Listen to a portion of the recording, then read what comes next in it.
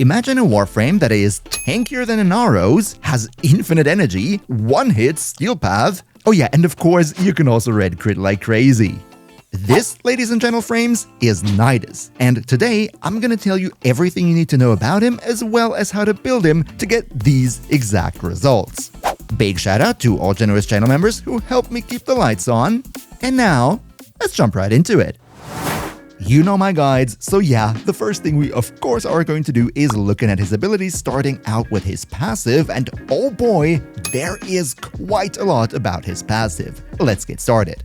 First of all, Nidus at rank 30 gets some nice stat bonuses of plus 100 health, plus 100 armor, plus 15% ability strength, plus 50 maximum energy, and a health regeneration of 15 HP per second.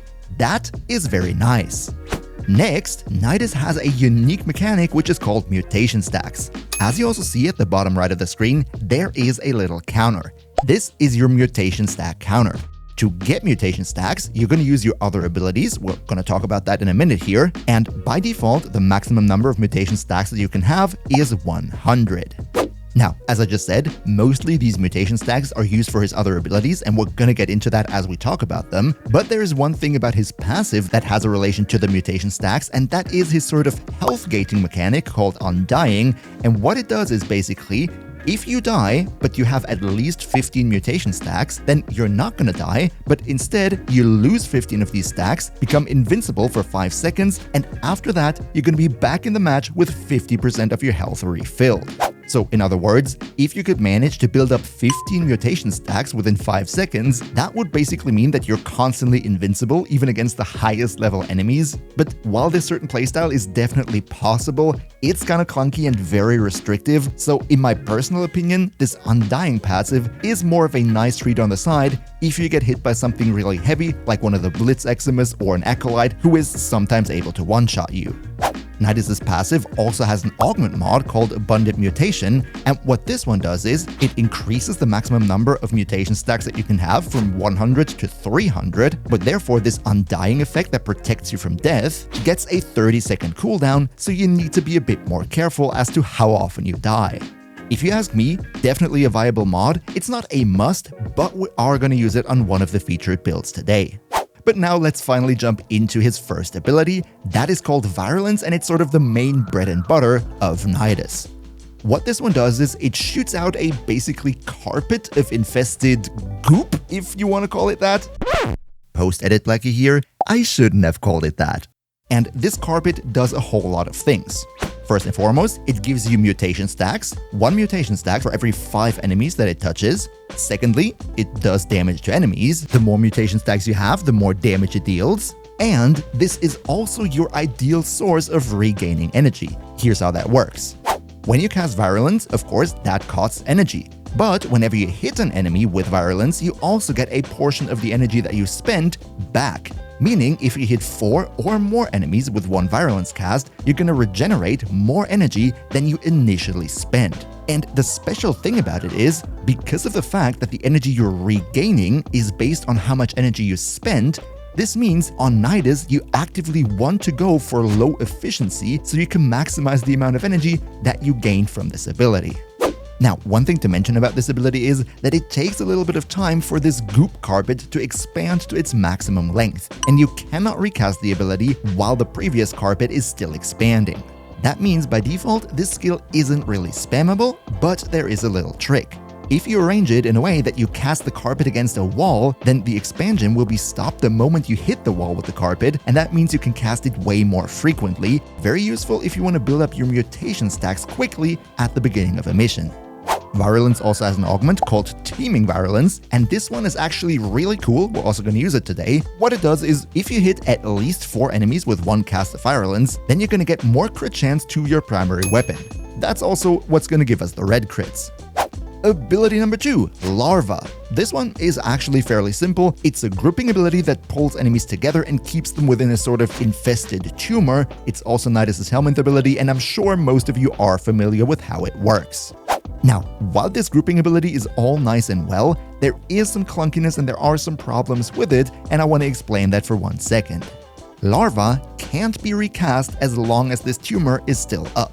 You might think that's not a big problem because the tumor disintegrates the moment you took out every enemy within it, but in day-to-day gameplay, enemies hit by larva really like getting stuck in the environment, in door frames, and pretty much everywhere. So in reality, what's gonna happen is, yes, it's gonna pull a lot of enemies together, but there will always be that one guy who's hanging 50 meters away somewhere and therefore is still considered being within larva. That then means larva is not gonna disintegrate and you have to wait for the timer to run out before you can recast it. That sucks. However, there is a solution, and that will be the augment Lava Burst, which makes it that, yes, larva becomes recastable and also deals toxin damage whenever you do so.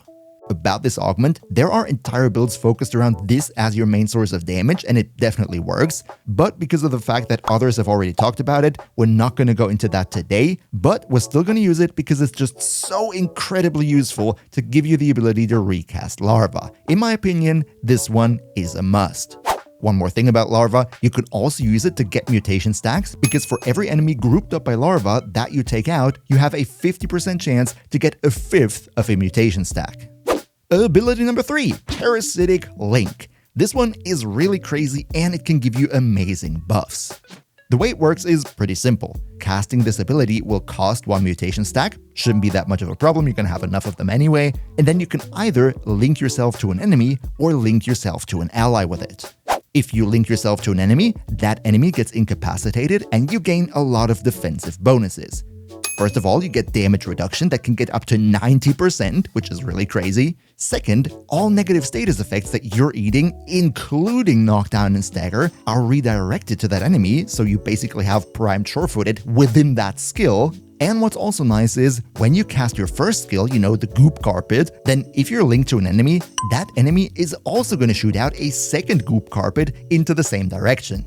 So much for what happens when you link to an enemy. If you link to an ally, then both you and the ally get increased ability strength and increased weapon damage. Just by the way, there is a bit more detail to this ability. There's a long text on the Warframe wiki about all the nooks and crannies, but for the sake of simplicity, we're gonna keep it at that for now. However, let's also quickly talk about the augment that this skill also has, called Parasitic Vitality, and this one is a real banger.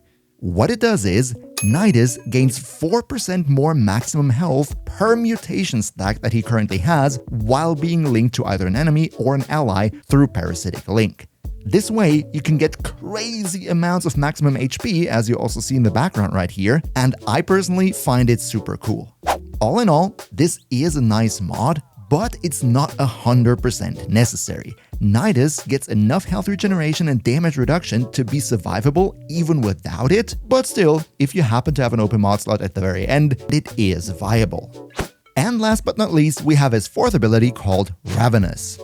This one also does a whole lot. You can read more about it in the wiki, but the main thing that happens is, when you cast it, you create another sort of AoE carpet with infested goop with a diameter of 8 meters on the ground.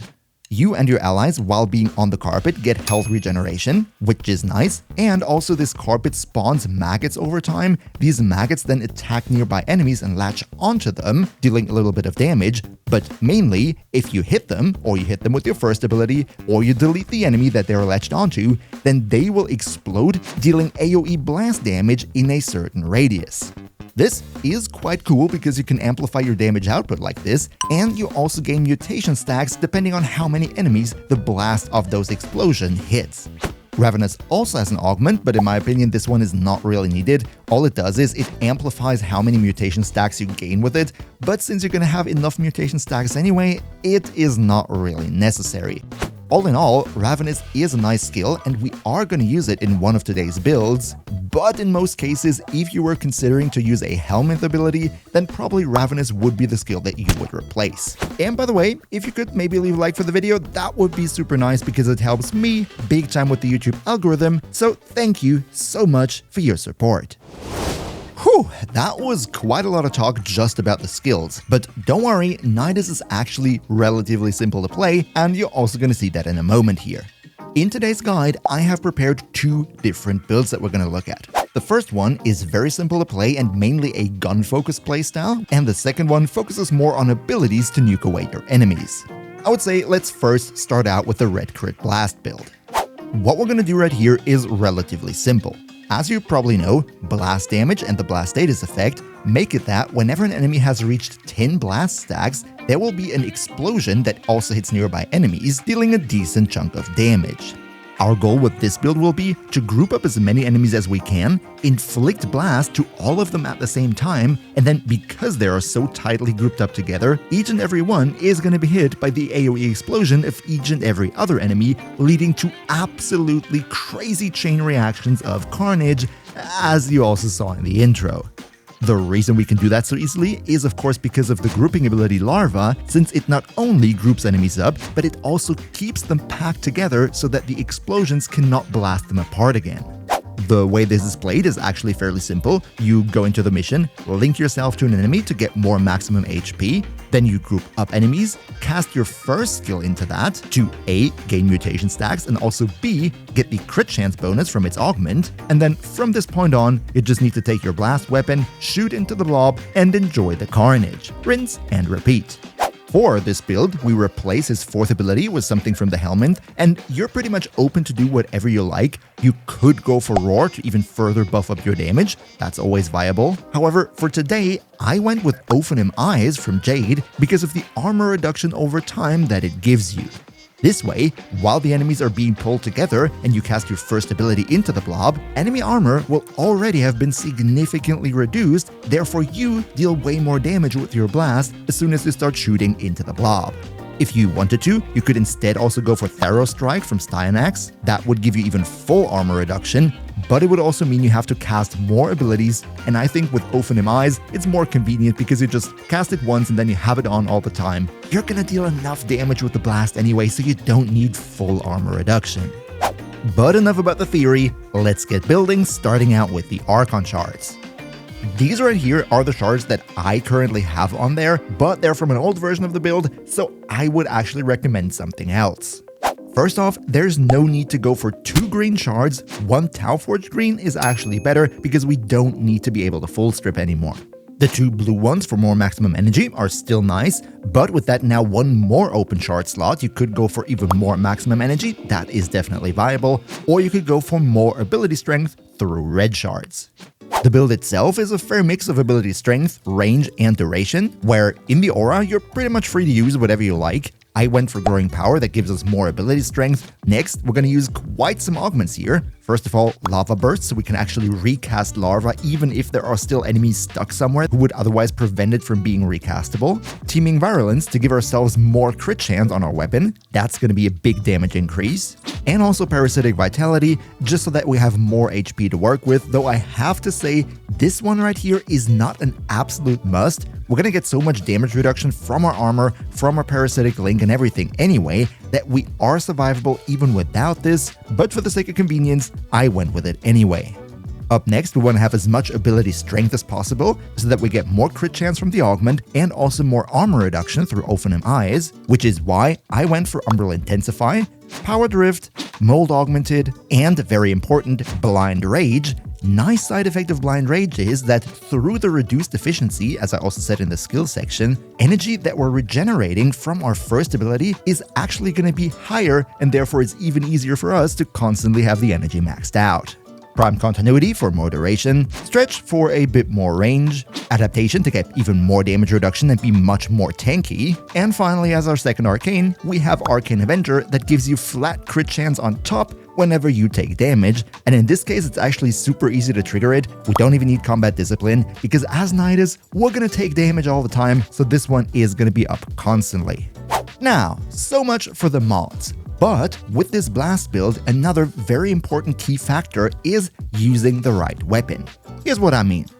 As I initially said, in order to be able to benefit the most from the blast status effect, we need to make sure that we don't just stack blast on one enemy, we want to make sure to stack blast on every single enemy that is in the blob, so that we have explosions from all of them, which are then going to hit all of the other ones again, thus creating this chain reaction of carnage. So what we're looking for when we select our weapon is high status chance and fire rate, of course, so that we can deal tons of blasts very, very quickly, but also a certain degree of AoE so that we inflict the blast not only to one target, but to all of them. Luckily though, there are quite some weapons out there that fit exactly this bill. For example, the Burst on Prime Incarnon, which has high fire rate, status chance, damage, everything, and its projectiles also have a small AoE that is just big enough to pretty much hit everybody in the blob. Or a more budget approach, we could also go for the Glaxion Vandal.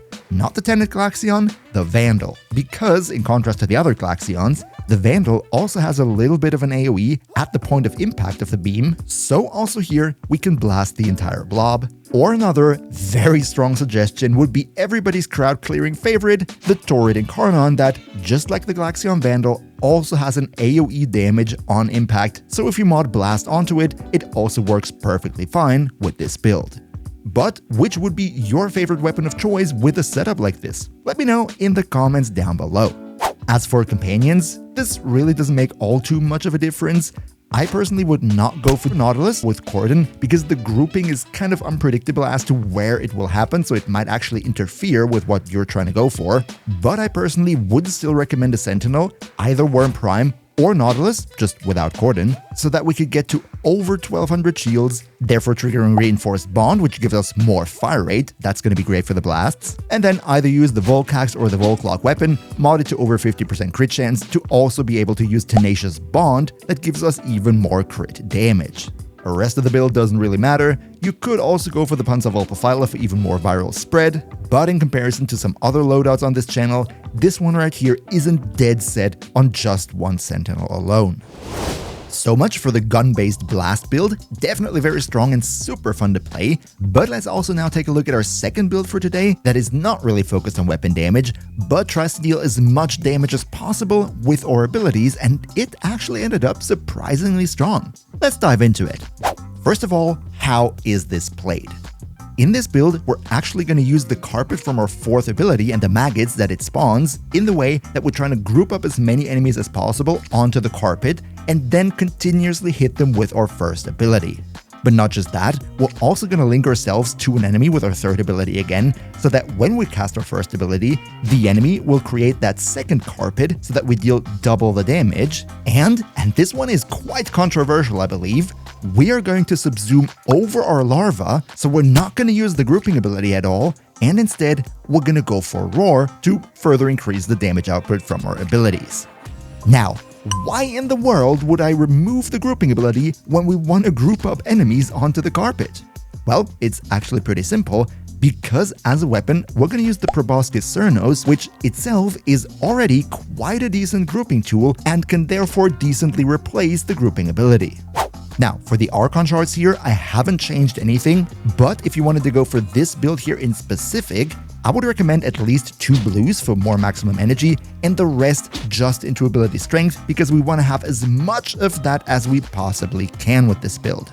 As for the mods, Aura is again optional, I went for Growing Power, then a lot of ability strength with Power Drift, Augur Secrets, Mold Augmented, and Archon Intensify, not Umbral Intensify, because since with this build we're going to use our carpet, which heals us, we will trigger the 2nd effect of Archon Intensify. This, all in all, will already give us quite a decent chunk of ability strength, but there is a last little trick that we abuse, and that will be Arcane Ice Storm. This arcane can give us up to another 40% ability strength and 40% ability duration, but it only triggers if we fully freeze enemies. Keep that in mind for now, we're gonna get back to it here in a minute. As for the other mods on the build, again, we go for Parasitic Vitality for our survivability, and this time we also use the augment for the passive, Abundant Mutation, to increase the cap for our mutation stacks up to 300, because the more mutation stacks we have, the more damage the 1st ability does. Then finally Stretch for a little bit more ability range, and Adaptation as well as Umbral Fiber to be more tanky. Now, let's quickly get back to Arcane Ice Storm. How are we gonna perma-freeze the enemies? Here's the trick. As I just said, in order to group up the enemies, we're going to use the Proboscis Cernos as a weapon. And by default, the Proboscis Cernos not only groups up enemies, but it also has a very high status chance and comes with innate viral damage. What that means is, not only will the enemies be inflicted with viral as they're being grouped up, so they will be more vulnerable to the damage that we're dealing to them, but since the viral is innate, we can also mod cold onto the bow separately to freeze the enemies, therefore triggering Arcane Ice Storm and giving us even more ability strength and therefore more damage. The way we do this is we go for Rhyme Rounds, adding cold and status chance, that's nothing special, but also Shivering Contagion, making it that the cold status effects we deal are also being spread out to nearby enemies. When the projectile of the bow explodes, every enemy that has been grouped up by it will be fully frozen. It's the perfect synergy. In addition to that, we also mod Corrosive onto it to reduce the enemy armor a little bit, therefore further increasing our damage output against them. This right here would then be the full build for the Proboscis Cernos, and with all of this combined, you can then go and cast your Carpet from Ravenous, your 4th ability, group the enemies onto the Carpet using not your grouping ability, but the Proboscis Cernos. That will then prime them with Viral, reduce their armor with Corrosive, and freeze them, giving you more ability strength. The damage output is going to be really, really high. As for our companion, pretty much the same goes as for the first build. Go with whatever you like, there is no specific necessity here to use any one over the other. Oh, and by the way, if you like NUKE and stuff with Warframe abilities, then definitely also check out my recent Sevagoth build right here. Another big shout out to Niels V, Demon Lord Cell, Demon Emperor, Emperor Prime, Nost Linux Gaming, Lycon Shepherd, Turtlepeer, Ondakanio2, Misfire DX, Streamjet21, SignUpKing 5000, Gribblebeaksy, Mihawk IG, Yagis, Hoke Hunter, and all the generous channel members for your continuous support. We see each other, hopefully in the next one, and until then, as always, good loot!